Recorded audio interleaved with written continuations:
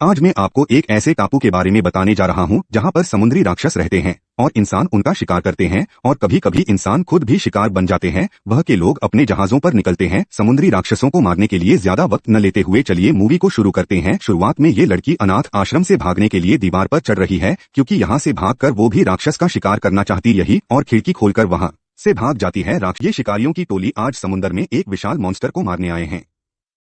सामने से एक बहुत ही बड़ा समुद्री जानवर आ रहा है। तभी कैप्टन ऑर्डर देता है कि पानी के जहाज को उस जानवर के सामने लेकर आओ और अपने एक जहाजी को बोलता है कि संगीत बजाओ और बाकी सभी जहाजी कैप्टन के आदेश पर जहाज को जानवर के सामने की ओर मोड़ देते हैं और कैप्टन बोलता है हमला। जभी सारे शिकारी टोपों से हमला कर देते हैं और लगातार हमला करते रहते हैं। फिर कैप्टन बोलता है कि ऊपर का पाल उठाओ और तीर से हमला करो। उन सभी तीरों से डरकर जानवर पानी के अंदर चला जाता है और पूरे जहाज को हिला देता है और थोड़ी देर वो जानवर पूरा पानी से बाहर आकर जहाज पर हमला करता है और पूरे जहाज को जकड़ लेता है और सभी पर हमला करता रहता है। जब कप्तान का बेटा उसका कमजोर हिस्सा देख लेता है तो एक भाले से वहीं पर हमला करता है और उसे जानवर को पीछे गिरा देता है और तभी कैप्टन अपनी तलवार से उसे मार गिराता है। ऐसे ही कप्तान और उसका बेटा बात कर रहे हैं तभी अचानक उनको एक लाल राक्षस की आवाज आती है और जब भी कप्तान बोलता है तैयार हो जाओ लड़ाई करने का वक्त आ गया है। कप्तान बोलता है। सभी लोग भाला और अपने हथियार लेकर तैयार हो जाते हैं। सभी लोग शांत हो जाते हैं। अचानक से राक्षस पूरे जहाज को हिला देता है और राक्षस की हल्की सी पूंछ दिखती है।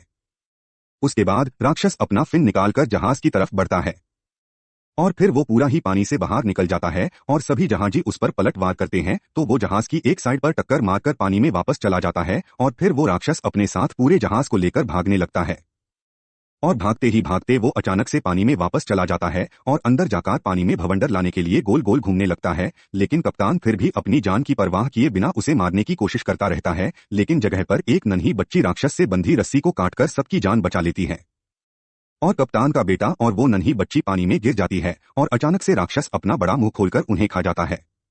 भाग जाती है। राक्षस के खा जाने के बाद जैकब और लड़की उसके मुंह के अंदर बैठे हैं। फिर जैकब सोचता है कि मरना ही है तो इस राक्षस को भी मार दूंगा इसके दिल में भला घुसाकर और फिर वो उसके पेट में जाने लगता है और अंदर आकर वो देखते हैं कि वो उसकी नाक के अंदर आ गए हैं और वह से निकल सकते हैं। फिर टापू पर आने के बाद दोनों उसकी नाक से बाहर आ जाते हैं। तभी लड़की को एहसास होता है कि वो लाल राक्षस इनको बचाकर लाया है। फिर वो टापू में अंदर चले जाते हैं। ये लड़की समुद्री राक्षसों से बचने के बाद जंगल में रात बिताती है। लेकिन सुबह एक छोटा जानवर इनका खाना चुरा रहा होता है और लड़की को देखकर भाग जाता है।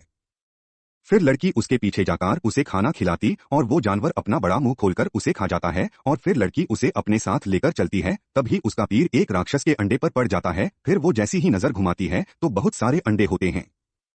तभी याकूब का तीर भी एक अंडे पर पड़ जाता है और संभालते हुए कई अंडे फूट जाते हैं और अंडों में से छोटे पीले राक्षस निकलते हैं और निकलकर अपना मुंह खोलते हैं और फिर एक एक करके सारे ही अंडे फूट जाते हैं और सभी में से राक्षस के बच्चे निकल जाते हैं और फिर वो छोटे राक्षस इन दोनों के पीछे पड़ जाते हैं और इनके पीछे भागने लगते हैं और भागते भागते इनको अपने अंदर दबा लेते हैं। जैसे तैसे करके वो दोनों उनमें से बाहर निकलते हैं। लेकिन तभी उन बच्चों की माँ आ जाती है और जोर से दहाड़ती है। फिर उनके पीछे भागने लगती है। वो दोनों अपनी नाव लेकर भागने की कोशिश कर रहे होते हैं। तभी लड़की देखती है एक बच्चा जैकब के पीछे चिपका है और फिर वो उस बच्चे को वापस फेंक देती है। तब जाकर राक्षस शांत होता है।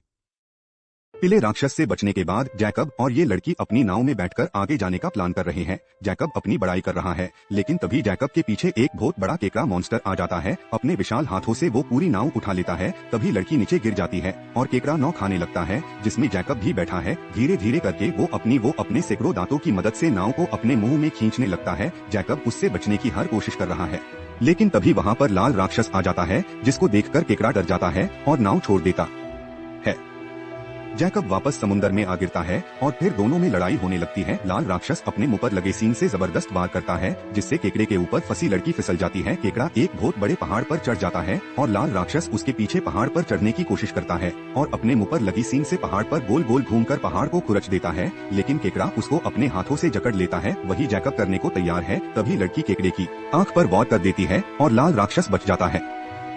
नेक्स्ट ये शिकारी एक चुड़ैल के पास आया है। लाल राक्षस को मारने वाला हथियार लेने ये शकुनी चुड़ैल बदले में उससे उसकी आत्मा मांगती है और धमकी देती है कि अगर तुम मुकर गए तो तुम्हारे लिए अच्छा नहीं होगा। शिकारी की छाती पर बना टैटू उसके गले में लिपट जाता है। फिर चुड़ैल उसको वो हथियार दिखती है जो एक नुकीला तीर छोड़ने वाली तोप है। शिकारी सौदा पक्का करके हथियार ले आता है और लाल राक्षस को ढूंढने निकल पड़ता है। दूसरी ओर वो लड़की लाल राक्षस की अच्छी दोस्त बन गई है। तभी वहाँ पर राजा का एक लड़ाकू जहाज जिसमें हजारों तोप लगी है जाता है लड़की और जैकब राक्षस को मना करते हैं वहां जाने से, लेकिन तभी एक सिपाही राक्षस पर गोली मार देता है। फिर उनका कप्तान बोलता है हमला करो इस राक्षस पर, और दबादब गोली और तोप के गोले चलवाता है। इन सब के बीच बेचारी लड़की घायल हो जाती है। फिर गुस्से में लाल राक्षस गोली और तोप के गोलों के बीच में जाते हुए जहाज की तरफ भड़ने लगता है और सीधा जाकर जहाज के बीच में घुस जाता है और जहाज को बीच में से 2 टुकड़ों में बांट देता है। और इन सब के बीच शिकारी की नजर राक्षस पर पड़ गई है। नेक्स्ट राक्षस शिकारी को देखकर गुस्सा हो जाता है और बड़ा सा मुंह खोलकर दहाड़ता है। इधर लड़की भी घायल होकर बेहोश हो गई है। शिकारी के जहाज में लगा वह हथियार जिसमें एक लड़की बैठकर जहर लगा रही है। जहर लगने के बाद शिकारी बोलता है छोड़ो, जब ही वह तीर छोड़ देते हैं और लाल राक्षस के गले में जाकर वह घुस जाता है और तीर लगते ही राक्षस बेहोश होकर गिर जाता है और समुद्र के ऊपर तैरने लगता है। फिर शिकारी उस राक्षस के ऊपर चढ़ जाता है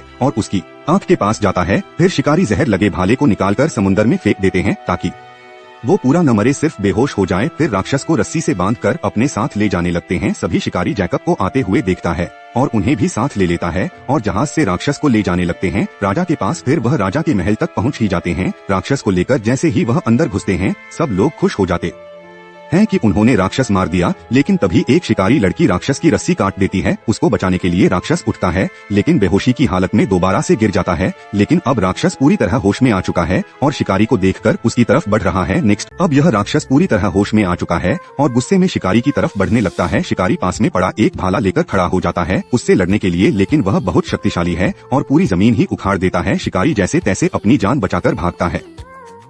अब शिकार इसके आगे फंस गया है और राक्षस बड़ा समूह खोलकर उसकी तरफ बढ़ता है, लेकिन रुक जाता है क्योंकि वह लड़की आकर उसको रोक लेती है और वह लड़की को देखकर चौंक जाता है क्योंकि वह लड़की घायल थी। वह सोच रहा था कि वह मर गई और फिर जैकब राक्षस के सामने भाल तोड़ देता है ताकि वह समझ जाए कि यह सब भी शांति चाहते हैं। लड़की राजा और रानी को बोलती है कि इनको मारने की कोई जरूरत नहीं है, यह भी आराम से रहना चाहते हैं। राजा कहता है कि नहीं, इनको मरना ही होगा, यह मेरा साम्राज्य है। राजा अपने सिपाहियों से कहता है कि हमला करो, लेकिन सिपाही खड़ा सिर्फ देखता रहता है और अपनी तलवार वापस कमान में डाल देता है और मना करता है कि मैं हमला नहीं करूंगा। और फिर लाल राक्षस वहां से चला जाता है और आराम से अपनी जिंदगी जीने लगता।